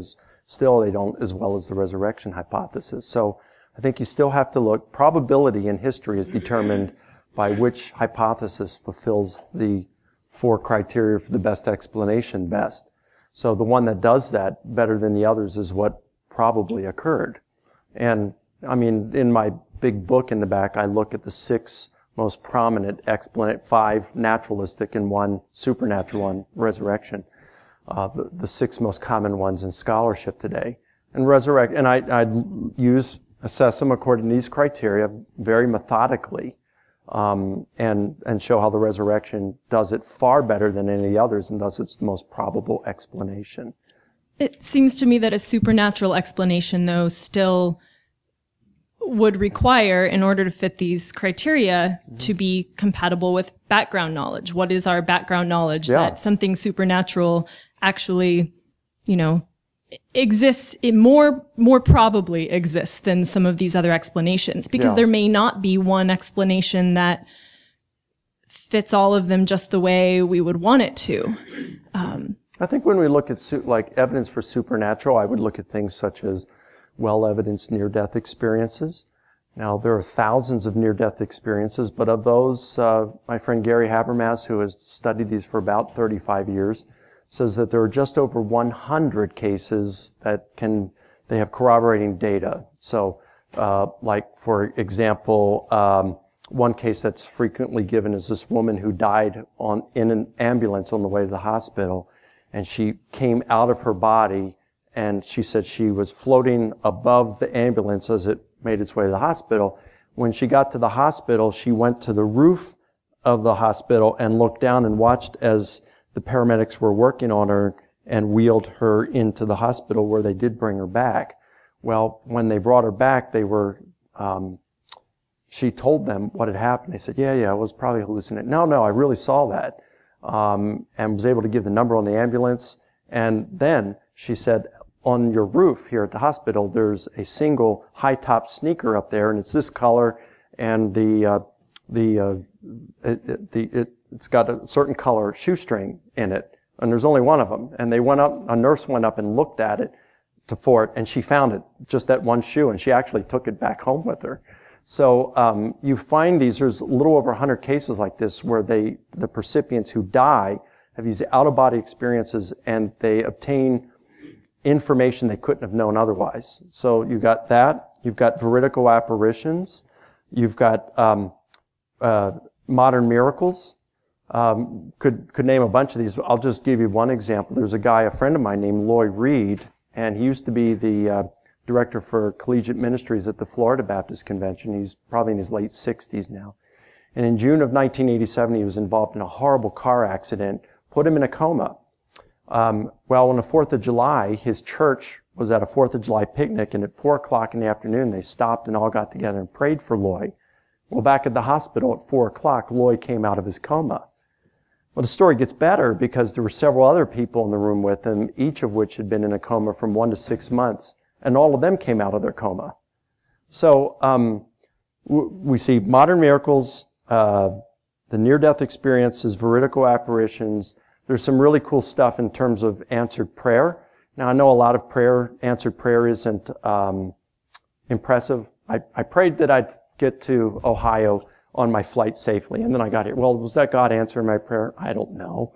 But then there are certain prayers that they're just too much coincidence. It couldn't be just coincidence. It really seems like there was a divine agent behind it. That's the kind of stuff I'm really impressed with. And when you put all these kind of things together, it just seems to me that the evidence for a supernatural element to reality is so strong that you can't deny the supernatural and still be a realist today. So that kind of stuff, when you're talking miracles, answered prayer, near-death experiences, apparitions, these create a plausibility for something like that. It brings you very close to resurrection, makes resurrection quite plausible, it seems, and within a scenario like that.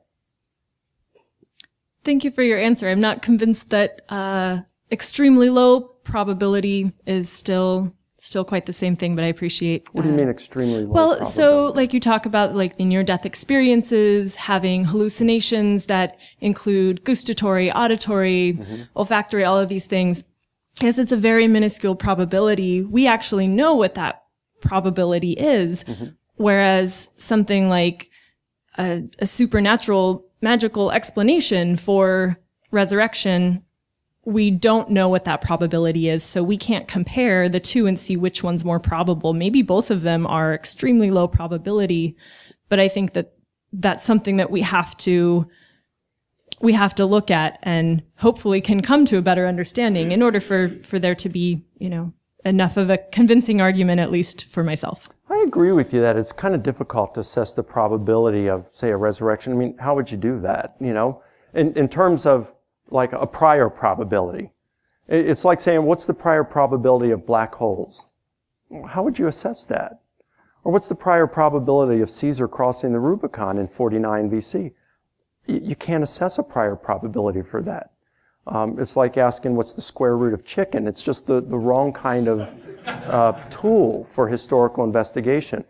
I think when it does come, I agree with you when it comes to things like hallucinations, the prior probability, given what we know about hallucinations, group occurrences, what we know about hallucinations and the percentage of percipients, the prior probability of what the disciples experienced being a hallucination is extremely low, extremely low.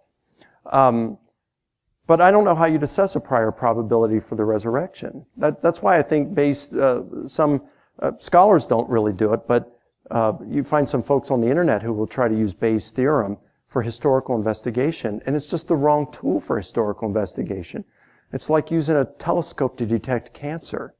It just doesn't work. You can't apply Bayes' theorem for, like, what's the prior probability of the U.S. dropping nuclear bombs on Japan in World War II?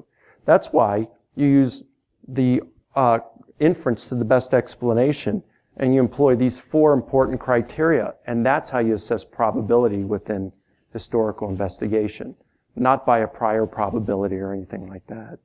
So I think we could go on for a while. I want to allow for other questions. Thank you very much. Thank you for yours.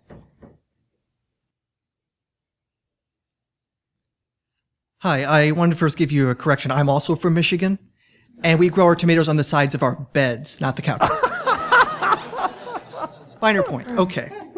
I want to ask something, maybe it's a little bit technical, but it's a question related to the 500 witnesses that Paul mentions in 1 Corinthians 15. That citing by the 500, do you think that event happened before or after the events of Pentecost is described, like in Acts, for example? Basically, when the church, went out and said, here's what we got to tell you. Do you think before or after that point? I have no idea. I wish I knew, Interesting enough that the report in 1 Corinthians 15 is the earliest resurrection report we have in the New Testament literature. It comes before any of the Gospels. So had it been in the Gospels but not in the early kerygma of 1 Corinthians 15, you might accuse it of being legend or something, but it's in the very earliest, and it's just not even mentioned in the Gospels. Well, as I read ancient literature, ancient historians are very select. I mean, Josephus doesn't even mention his capture by the Romans in his autobiography. Neither Thucydides nor Herodotus nor any of their contemporaries whose writings have survived mention Rome or the Romans. Josephus, the Jewish historian, doesn't mention Claudius's expulsion of the Jews from Rome, although he was alive at the time. Josephus was, and is writing a history of the Jews. Had it not been for 2 sentences written by Luke in the book of Acts and 1 sentence by Suetonius in his life of Claudius, we wouldn't even know about the event. Ulysses S. Grant writes 2 volumes of memoirs of the Civil War, and never once does he mention the Emancipation Proclamation. So, yeah, I don't know why they don't mention a lot of these things, but for some reason, the Gospels chose not to use that appearance within their resurrection narrative. Did it happen before or after Pentecost? I don't know. Paul does seem within this tradition in 1 Corinthians 15 to be indicating there's a chronological order. He says he appeared to Peter, then to the 12, then to more than 500, then. Finally, Paul says, finally, last of all, as to one untimely born, he appeared to me. So there's this chronology going on, but he doesn't explain where the more than 500, or the appearance to James either, or the appearance to all the apostles after that. He doesn't explain where that falls. So I don't know. It doesn't appear, some scholars have proposed that is the Pentecost experience. I don't buy that because you'd be very, very hard-pressed to find a single clear example within the writings of the early church, say the first couple hundred years, where they regarded ecstatic experiences of speaking in tongues or prophesying as an appearance of Jesus. You just don't have it. So I don't know when the appearance occurred. I do know that it comes from the apostolic tradition and is in the earliest tradition, and so it does carry weight. Okay. Reason I'm asking the question, though, is I want to kind of run a little statistics with you, I guess. Okay. Because would you say that visionary experience was seeing Jesus in his physical body, as in his resurrection body, when he was appearing the same way that he does to the disciples as described, or in his exalted, glorified, when he was like up high with Paul or something like that? It does. I don't know. I can't say. All I know is that whatever the nature of the appearances, at least some of those appearances, was enough to convince the disciples that Jesus' corpse had been raised from the dead and was an immortal body. That's what we can infer from the evidence. But how the appearance to the 500 was and the nature of it, was it the same as what Paul experienced or was it different? Just don't know. Okay. There's a two-edged sword I'm trying to go for, but maybe I'll chat with you afterwards to let others talk up because... I'd welcome that. All right. I don't want to run the calculator for everyone right now. Okay. Thank you. Sure. Hi, Dr. Licona. Hi. Thank you very much for the presentation. I think it was very informative. I have a question about, I think when you look at how you presented the resurrection and the case for the resurrection, you have, you're kind of looking at it as, did this happen or didn't this happen? I think even looking at earlier historians, they spent a lot more time on what is the significance of a historical event, not just why, if it happened or didn't it happen. So I just want to ask you, like, for our sakes, I guess, why did Jesus have to rise from the dead? What is the significance of this historical event? Because I would hate for, just, did it happen, didn't it happen? Well, yeah. Some believe it, some don't. Why did he have to rise from the dead, and what is the significance of this claim that you're making? Yes, good question. Well, on the one hand, you're looking and say, well, what's the significance? Why did Jesus have to be crucified? Could he have been beheaded? I guess he could have been beheaded. It's just crucifixion was, the way it happened. Resurrection, could it have been done? Did it have to be a bodily resurrection? Could it have been, him just being exalted? I suppose so, but the significance that Jesus and the apostles seem to put on the resurrection is that a couple things. Number one, it would be confirmation that what he was teaching was true. Because anybody can make claims. We had a lot of people who claim to they're teaching the way of God. A lot of religious leaders have done that over the years. Anybody can make claims. People still make them today. It's difficult to back up those claims. And it seems like backing it up by saying, hey, kill me, I'll come back to life. That's a pretty good test right there. So I think one of the main significance would be if Jesus rose, then he was probably who he claimed to be. At least he's worthy of us believing it. Could he have been an alien in a parallel universe doing his PhD project that he had to confuse humans and get them to worship him in order to get his doctorate? I can't rule that out, but it just seems that it'd be reasonable. I think most people would agree that if Jesus actually rose, it's reasonable to believe that he is who he claimed to be. And so I think, given the resurrection, it would confirm the truth of the Christian worldview. And it sure makes a lot of his other miracles reported in the Gospels more plausible. If Jesus rose from the dead, virgin birth's child's play, pun intended, What's walking on water to someone if they're divine? It's nothing. So it makes their miracles a lot more plausible. And so if Christianity's true, the bottom line is, it's like, whoa, then it does talk about the spiritual state. And I forgot who it was, the gentleman that asked a question about the connection between the two.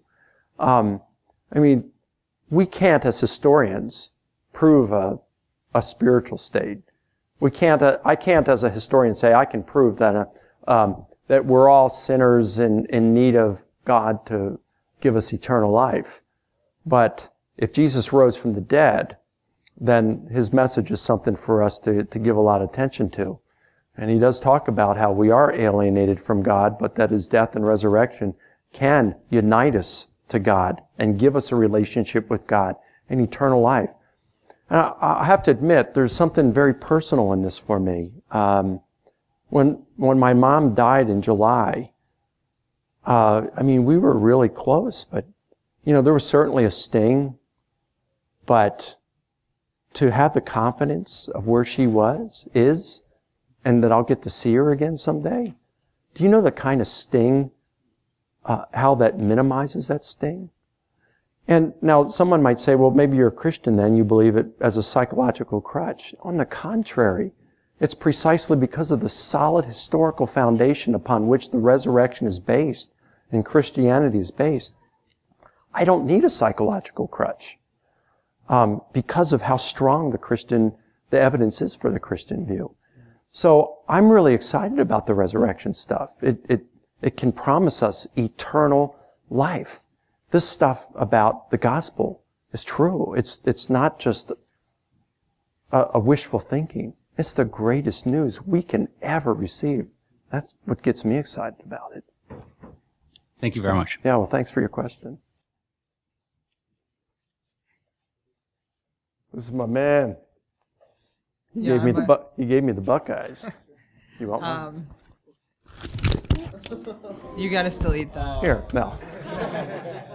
Thank you. Buckeyes are really good. When he said he hadn't had any, I was like, we've got to get some Buckeyes. This is ridiculous. So my question is, you did an awesome job at presenting to us the fact of the resurrection of Jesus, but is the fact of the resurrection of Jesus, is this enough for me to place my faith in Jesus? Like, is this fact alone enough for me to believe that Jesus is who he said he is? Or do I need some other information about Jesus before? Like his life, his death, his resurrection. Like, is this like, should this move me to, I mean, I'm a Christian, so I already believe, but if I'm in the audience and I'm a skeptic, should this be enough to move me to have faith in Jesus? I don't know. I guess that's just up to the person. But I would think that if you're a skeptic in the audience, I would hope that this would challenge you to give a little more thought to the resurrection. If Jesus rose, then Christianity is certainly worth following. Or let me put it this way, Jesus is worth following if Jesus rose from the dead. It's worth investigating, finding out. And look, if Christianity is true, we're talking about the eternal destiny of our souls here. So it is definitely worth investigating further. Thank you. Mm-hmm. And thank you. Yeah. Okay. I have a question. You were talking earlier about Paul, giving some profile detail with him, things about his life prior to his conversion, things about his life after his conversion. Do we have any other data about the other people who saw Jesus resurrected from the dead? Same type of profile information, biographical information, things like that. You've already ruled out like the possibility that Paul would have something like a grief-induced hallucination. Is there anything that we can apply to the other eyewitnesses besides Paul? Well, we don't have a whole lot. I mean, we do have some stuff from the early church fathers, but Paul is, it's really neat. I wish we had more.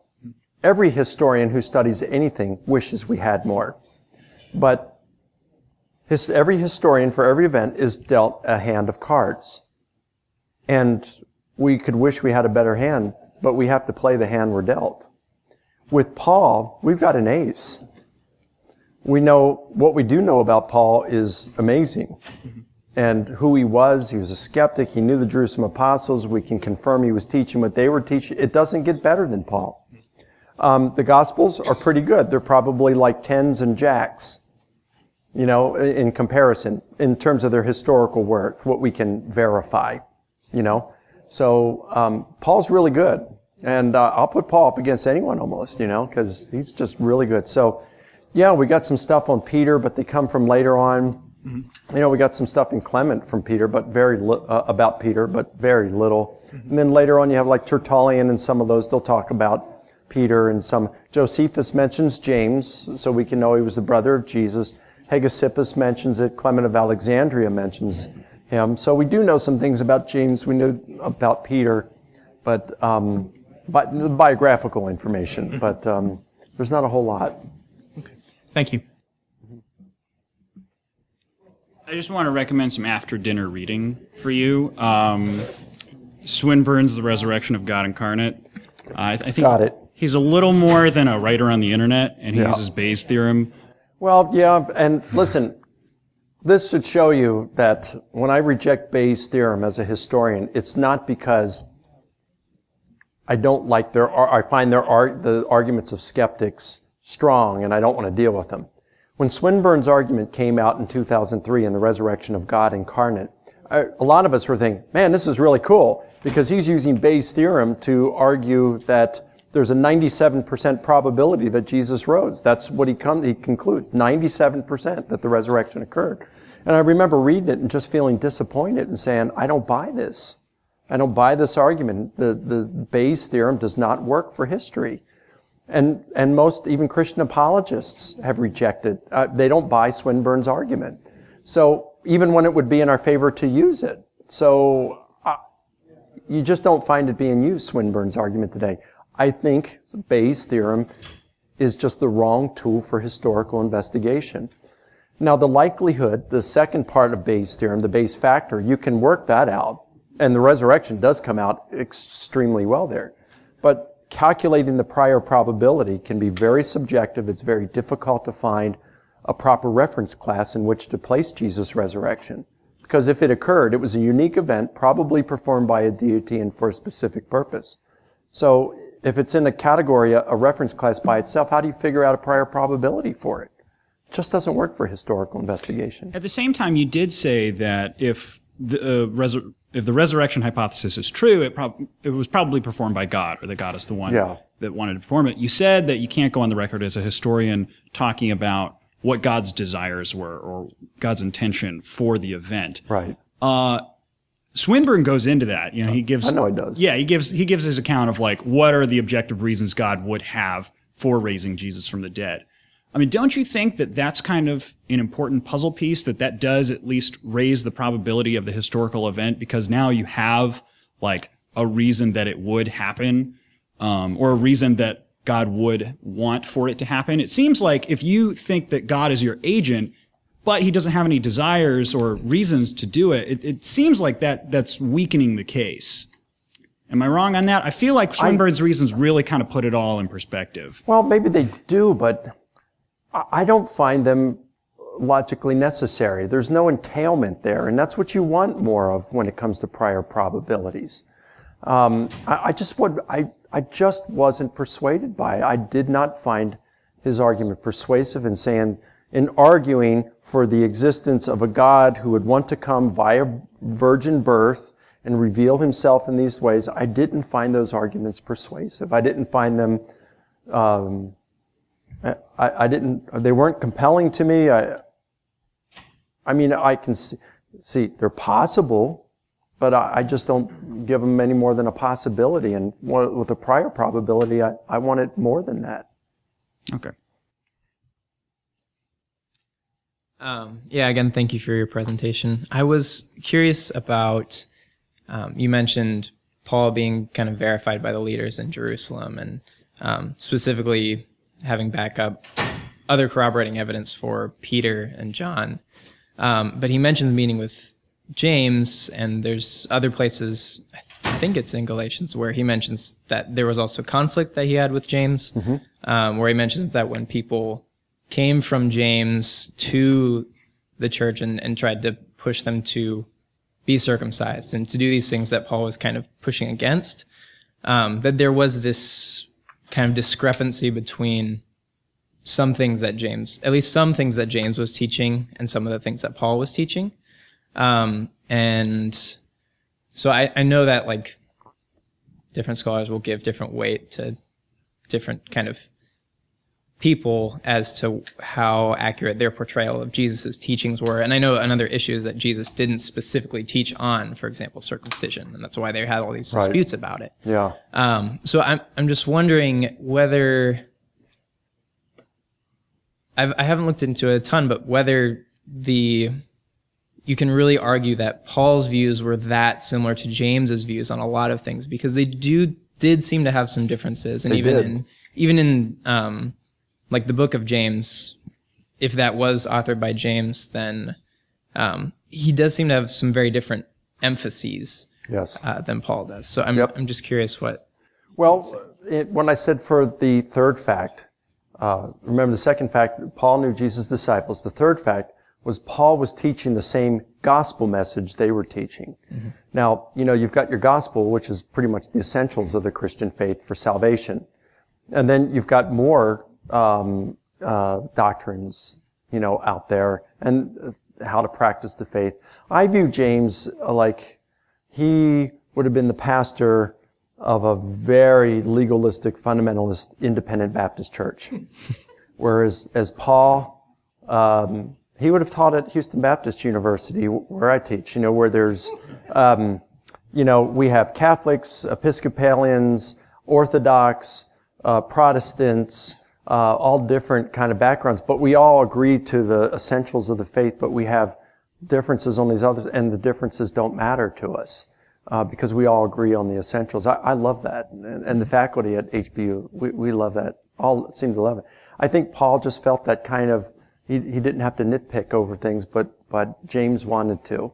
So he was the one saying, according to Galatians, hey, not sure that Jewish Christians can even eat alongside. What makes you think that you can eat with Gentiles now?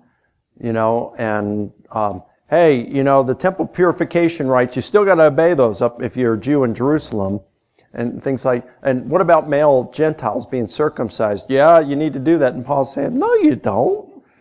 So they would have things over this, but the gospel essentials of who Jesus was and what he's gone over about Jesus' atoning death. He died for our sins and he rose from the dead and he appeared and things like that. And we have salvation. James and Paul would have been in complete agreement on those things. So they might have disagreed on some of these other things, but still in agreement with the big things. Thank you. Yeah. All right. Well, I have really enjoyed being with you guys this evening. This has been wonderful. And thank you for having me, and God bless you all.